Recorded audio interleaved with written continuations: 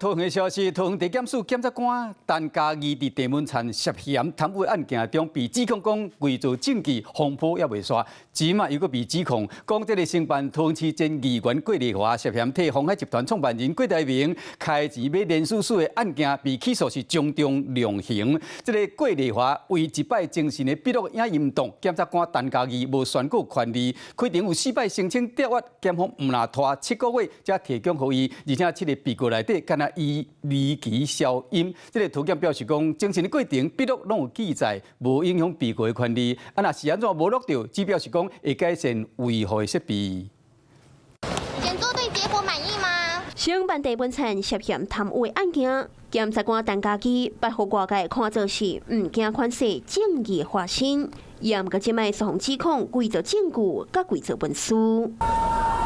桃园市前议员郭丽华涉嫌伫郭台铭总统连署标准，只是对外以1张300块代价收购连署书。自年10月，唯一1摆的精神，伊指控检察官陈嘉义无宣告法律上的权利，想要到年底互提起公诉，佮互判较重。精彩笔录竟然出现检察官有各地的权利，认为检察官涉嫌伪造文书。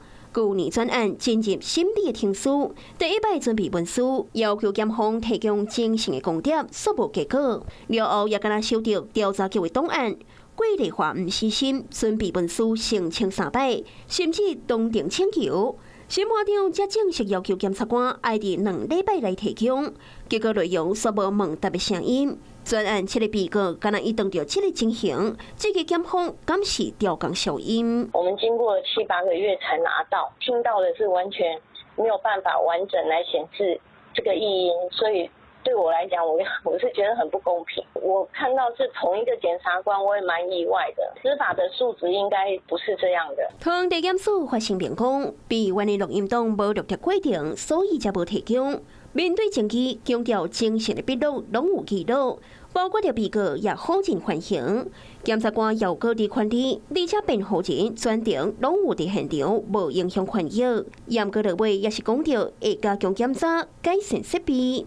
虽然专案已经终结，案算伫9月底宣判，也毋过桃检的侦查庭甲北检同款，拢有2套侦查科技设备，精神的过程拢会做回启动。是讲关键的被告所无录到声音，也互郭丽华这期看袂出真实的状况。Hello， 大家好，我是林文。想要抢先掌握最及时的新闻资讯吗？赶快订阅、按赞、开启小铃铛，锁定华视新闻的 YouTube 频道。